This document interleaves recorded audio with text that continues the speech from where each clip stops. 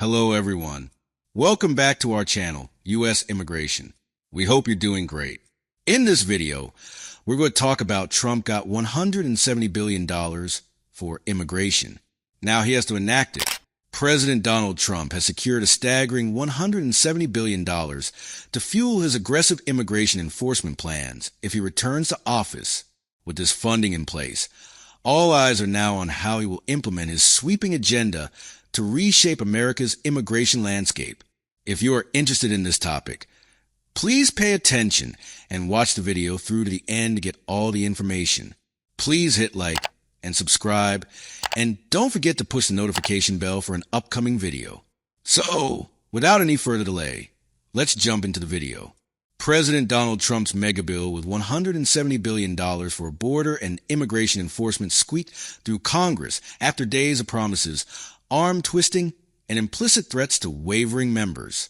The Trump administration has 3.5 years to drastically expand the nation's border enforcement and deportation infrastructure, a massive logistical challenge for which there is no easy comparison. It must hire and train thousands of new immigration officials, secure contracts to ramp up detention capacity, and expand the immigration court system. All of that is in pursuit of an ambitious White House target, 1 million annual deportations. The mega bill, which the president signed into law Friday, offers an unprecedented infusion of cash into the country's immigration enforcement apparatus. But even Trump border czar Tom Homan acknowledges the administration has a great deal of work ahead, especially when it comes to fulfilling Trump's pledge to hire 10,000 new immigration and customs enforcement agents. Look, this isn't easy. 10,000 IC officers? Never happened before, Homan told on Friday. But I'll say this, it's about time. With more money, we can do more. Homan is confident the money will be spent by the end of Trump's term, but couldn't predict how long it will take for the administration to hit 1 million annual removals. He is already working with IC to assess how many new agents the agency can hire over the next 3 months, and how quickly the administration can bring on new detention beds. The Trump administration's ability to expeditiously spend the billions it demanded is likely to prove decisive in its effort to increase deportations, a key campaign pledge, and a line the administration will likely want to tout ahead of the midterms. With the new money, the Trump administration will focus on constructing more of the border wall and barriers, while beefing up technology that will allow agents to communicate with each other in cellular and radio dead zones, Homan said. The administration will also move quickly to grow detention capacity, working with contractors to bring vacant prisons and facilities back online, and build up soft-sided facilities like Florida did with Alligator Alcatraz. ICE has been on a constant chase, trying to move flights out as quickly as possible just to make room for the arrests they're making. They're averaging 1,500 to 2,000 a day. Homan said, teams are coming home before the end of a shift because of lack of beds, not a lot, but it's happened a few times. So the beds are going to get us more capability for detention. That's the big thing. The administration has also been fielding contractor pitches on technology and other solutions to improve its targeting efforts finding undocumented immigrants inside the country. Homan said the administration will also work with contractors to ramp up transportation and removal flights, while also potentially using them to fill jobs that don't require a badge or a gun.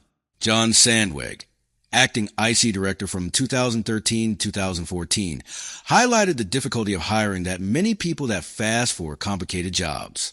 Significantly expanding ICE's footprint includes recruiting, vetting, onboarding, and training thousands of new officers, and will require building out the agency's human resources department, training centers, office space, and resources from vehicles to weapons. That is way harder than it sounds, Sandweg said. And this is the second term. They have 3.5 years left.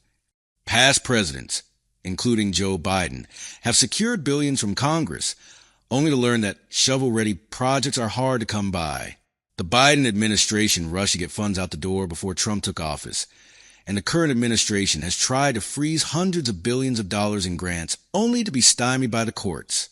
Sandweg estimated deploying 10,000 new officers would take at least 3 years, and if the administration wants to get this done before Trump's term ends, you're going to have to really push it to the limits in order to get them operational in this administration. That has him concerned that vetting standards could be lowered for speed, he said. the rapid buildup of Customs and Border Patrol under former President George W. Bush raised questions about that administration's hiring standards at the time, which resulted in widespread misconduct of the agency that carried into the Obama administration. And as illegal border crossings decline, ICE must look within the country to reach its arrest quota, a goal of 3,000 daily apprehensions in recent weeks. But an increase in arrests in the months ahead doesn't automatically result in more deportations, as it will take time for the administration to build out a logistical pipeline all over the country, said Ken Cuccinelli, who served as Deputy Secretary of Homeland Security during Trump's first term. It's a whole lot of little contracts with state and local officials. It's building more facilities. It's reopening the ones they already have. And all you need is one choke point in logistics. Every convoy is as fast as the slowest ship, Cuccinelli said. You've got to have the planes, the vehicles, the manpower, the security in all the right places. The domestic policy bill also includes over $1 billion for the immigration court system to hire more judges and staff.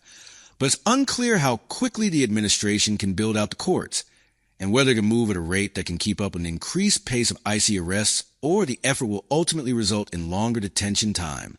The Trump administration's efforts to work around the immigration courts have been met with legal challenges, and the case backlog is substantial. Roughly 700 immigration judges are coping with a 3.5 million case pileup.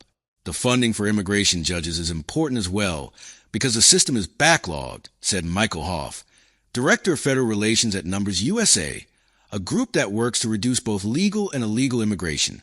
Just because you detain these people, especially people who have been here for a while, they need hearings. You got to get them in front of an immigration judge. While the White House celebrates the bill's passage, political pressure is already growing for congressional Republicans to enact new policy.